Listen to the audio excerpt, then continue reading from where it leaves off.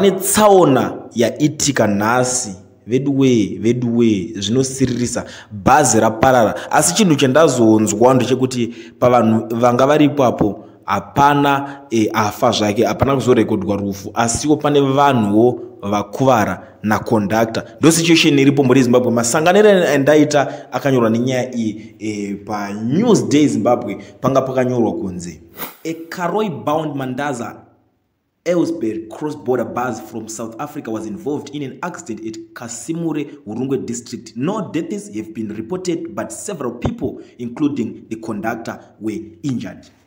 Ndo situation iripo ende zvinhu zvinorwadza. Inini chinoita kuti kazhinji vanhu vanondibvunza kuti why is it pakatika every accident iwewe unenge uri number 1 kuuya kunorepota kuti kune accident yatika kwakati kune chakati chaitika. Chinoitika ndechekuti ndo zvinhu zvinonyanyisa kundirwadza nekuti imagine iwewe kuti unenge uri wewe breadwinner wefamily, ndiwo kuti family yakamira everything zviri in order because of you.